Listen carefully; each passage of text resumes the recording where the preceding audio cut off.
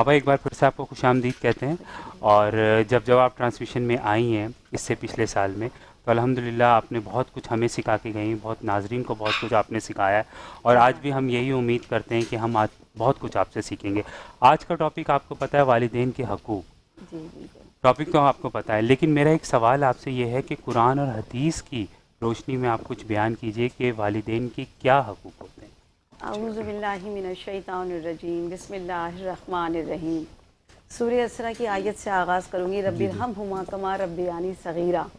ये दुआ है कि पालने वाले मेरे माँ बाप के साथ उसी मोहब्बत और शफ़क़त के साथ पेश आ जिस तरह उन्होंने अपनी मोहब्बत और शफ़क़त से मेरी क्या परवरिश बात है, की। सुभान अल्लाह, सुभान वालिदैन का अल्लाह। मकाम और माशाअल्लाह। मर्तबा समझने के लिए माँ की दुआ वो है जो अर्श इलाही को हिला देती है। बेशक माँ की बेशक, दुआ क्या वो है बात, जो नबी के सुभान जवान में अल्लाह, जगह इनायत सुभान कर अल्लाह, देती क्या है। बात। कुरान मजीद में वाक़या मौजूद है, अल्लाह के उलुल अज़्म नबी पैगम्बर जनाब मूसा अलैहिस्सलाम, जिन्हें कलीमुल्लाह भी कहा जाता है। बेशक जनाब मूसा ने अल्लाह से कहा कि या अल्लाह, मेरे जन्नत में मेरा पड़ोसी कौन होगा। क्या आवाज़ बात है। कुदरत आई, ए जी। मूसा जानना चाहते हो माँ का मर्तबा क्या है, उसे मुझे और आपको समझने की ज़रूरत है। क्यों? क्यों? इसलिए कि माह रमज़ान ये वो महीना कि जिसे कहा जाता है कुरान की बहार। इस महीने में कुरान का नज़ूल हुआ। हम और आप ना जस्ट रीडिंग करते हैं, कुरान हमसे क्या तकाजा करता बिल्कुल। है, क्या गुफ्तगू करता है, वो समझना है। बेशक। कुरान बता रहा है कि माँ का मर्तबा क्या है। जनाब आहा। मूसा ने कोशिश की, पूछा कि परवरदिगारा, जन्नत में मेरे पड़ोसी कौन होगा। अल्लाह ने कहा कि ए मूसा, जाओ फला शहर में, फला महल्ले में एक बाज़ार है, वहाँ जाना, वहाँ पे एक कसाई है, उसको बताना नहीं कि तुम अल्लाह के नबी हो, बस ये कहना कि आज मैं तुम्हारा मेहमान बनना चाहता हूँ। जनाब मूसा उसी मोहल्ले में पहुँचे जी। और जाके उस कसाई से मिले, उससे कहा कि आज मैं तुम्हारा मेहमान बनना चाहता हूँ।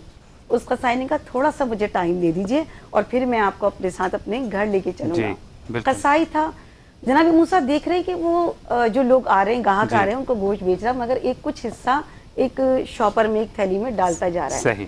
थोड़ी देर के बाद उसने अपनी दुकान बंद की और जनाब मूसा को लेकर जी। अपने घर आया। जी। जब अपने घर आया तो जनाब मूसा ने देखा कि एक गठरी जो कि ऊपर लटकी हुई थी उसे जी। उतारा।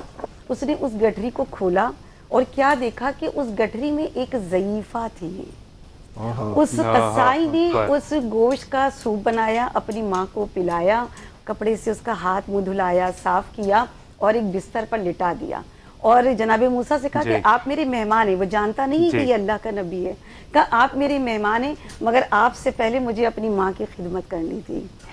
कहा जनाब मूसा ने कहा ये बता कि जब तू अपनी माँ को ग़िज़ा खिला रहा था, तेरी माँ के लब हिल रहे थे, वो कुछ कह रही थी। उस कसाई ने जवाब दिया कि ए मेहमान, मैं क्या बताऊँ, मैं जब भी अपनी माँ को खाना खिलाता हूँ, पानी पिलाता हूँ, कोई है नहीं देखने वाला, तो मेरी माँ मुझे दुआ देती है। कहा कि पहले ये बता कि तूने अपनी माँ को गठरी में बांध के ऊपर इस तरह से क्यों लटकाया। कहा कि मेरे पीछे मेरी माँ का ख्याल रखने वाला कोई नहीं है, और मेरी माँ में इतनी क़ुव्वत, इतनी ताकत नहीं है कि कोई अगर जानवर आ जाए और वो अगर ईज़ा पहुंचाए तो मेरी माँ अपने लिए हिफाजत नहीं कर सकती। मैं बचाने के लिए अपनी माँ को इस तरह से रख के जाता हूँ। फिर जनाब मूसा ने सवाल किया, ये बता कि जब तू ग़िज़ा खिला रहा था, तेरी माँ के लब हिल रहे थे, क्या कहा। तवज्जो से सुनिएगा देखने वाले नाजरीन कि माँ का मर्तबा क्या है। कहा, वो मुस्कुराए और कहा कि मैं जब भी अपनी माँ को खाना खिलाता हूँ, मेरी माँ एक ही दुआ देती है कि पालने वाले मेरे बच्चे को नबी का पड़ोसी बना दे जन्नत में। जब ये कहा तो जनाब मूसा ने कहा कि अपनी माँ को ये खुशखबरी दे दो कि उनकी ये दुआ कबूल हो गई।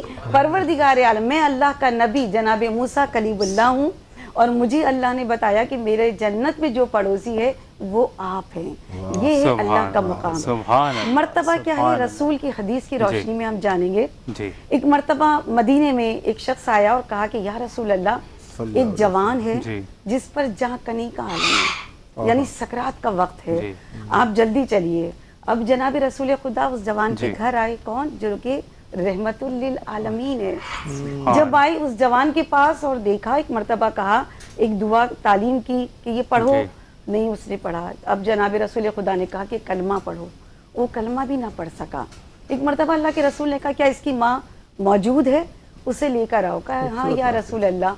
जब उसकी माँ को बुलाया गया तो अल्लाह के रसूल ने कहा क्या तुम अपने बेटे से नाराज़ हो।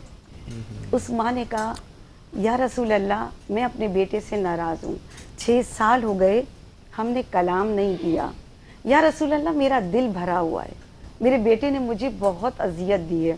اللہ کے رسول نے کہا تم جاننا چاہتی ہو, تمہارا بیٹا اس وقت جاں کنی کا عالم ہے مگر اس کی زباں پہ کلمہ جاری نہیں ہو رہا, تم اسے معاف کر دو تاکہ اس کی مشکل آسان ہو جائے. اللہ کا رسول رحمت للعالمین موجود ہیں مگر اس کی بخشش کہاں ہے؟ اس کی ماں کے معاف کرنے میں ہے. جب یہ کہا اللہ کے رسول آپ کا حکم ہے, آپ کی خوشنودی کے خاطر میں اپنے بیٹے کو معاف کر رہی ہوں. بس جیسے ہی کہا, ایک مرتبہ اللہ کے رسول نے کہا پڑھو, کلمہ پڑھو, اس سے کلمہ جاری ہو گیا اس کے لبوں سے. یہ مقام, یہ مرتبہ کہ ماں نے ادھر معاف کیا, ادھر اس کے لبوں سے کلمہ طیبہ جاری ہو گیا. سبحان اللہ کے رسول نے کہا کہ یہ بتاؤ اب تمہاری کیفیت کیا ہے اور پہلے کیا تھی؟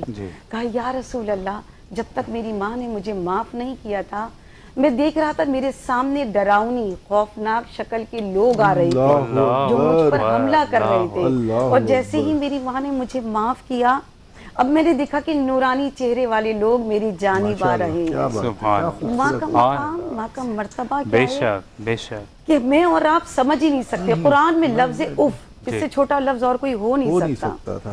خدا نے جہاں جہاں اپنی اطاعت کا حکم دیا ہے نا, وہاں ساتھ ساتھ کیا کہا کہ والدین کے ساتھ حسن سلوک سے پیش آؤ, احسان کرو, چاہے وہ مشرک ہی کیوں نہ ہو, چاہے وہ کافر ہی کیوں نہ ہو.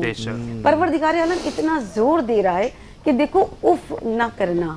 مگر آج کا جو معاشرہ ہے یہ بہت بڑا المیہ ہے. واقعی یہ لفظ اف نہیں کہتے, باقی سب کچھ کہہ جاتے ہیں. یہ ویسٹرن کلچر ہے. آج ہم دیکھ رہے ہیں کہ یہاں بھی اولڈ ایج ہوم بنائے جا رہے ہیں. اور آپ تو ایڈوکیٹ بھی, آپ کے پاس کیسز بھی اس طرح کے بہت سارے آتے ہوں گے. بے تحاشا اس طرح کے ہوتے ہیں کہ ماں باپ کیس کر رہے ہیں کس پر؟ اولاد پہ.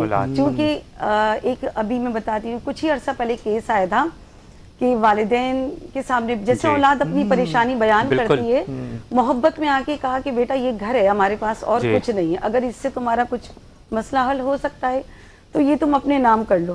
اس بیٹے نے وہ گھر بیچ دیا. بیچنے کے بعد جو پیسے ملے وہ چلا گیا ذریعہ معاش کی تلاش میں, ملک سے باہر چلا گیا. جب وہ واپس آیا, واپس آنے کے بعد اپنے ماں باپ کو تلاش نہیں کیا.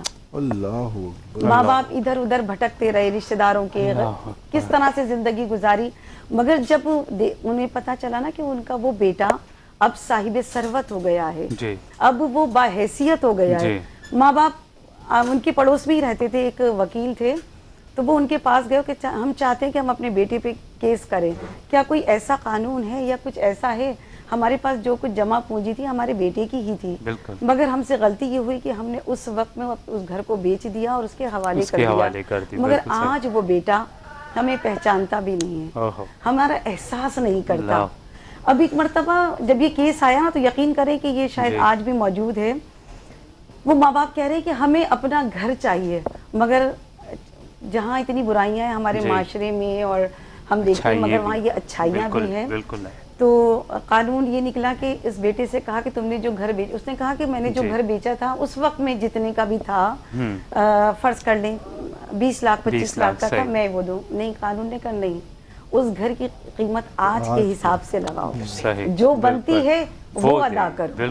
اب اس بیٹے نے کہا اگر آج کے حساب سے میں قیمت دوں تو یہ تو پھر آج کروڑوں سے بھی اوپر جاتی ہے. کہا کہ میں اگر آپ کو, اب ماں باپ کے پاس آیا, آنے کے بعد کہا کہ آپ مجھے ہو سکے تو معاف کر دیں, میں گناہ کے راستے پہ چل پڑا تھا, میرے پاس جو کچھ ہے وہ سب آپ کا ہے, اور وہ یہ جتنی بھی آپ کی بنتی ہے قیمت وہ میں دینے کو تیار ہوں. ماں باپ کی محبت اور شفقت کا میں اور آپ درک کر ہی نہیں سکتے. وہ ماں باپ واپس کورٹ میں آئے اور کہا ہم اپنا کیس واپس لے رہے ہیں, ہمیں کچھ نہیں چاہیے, ہمیں ہمارا بیٹا مل گیا. کتنا میں یہاں, میرے ماں باپ اس دنیا میں نہیں ہیں, مگر میں آج لمحہ لمحہ اپنے ماں باپ, میں کیا تمام اولادیں, ہم عمر کے کسی بھی حصے میں پہنچ جائیں نا, اپنے ماں باپ ہمیشہ یاد آتے ہیں. مگر آج میں جس مقام پر ہوں یہ شاید میرے ماں باپ کی دعائیں اور ان کی تربیت ہے.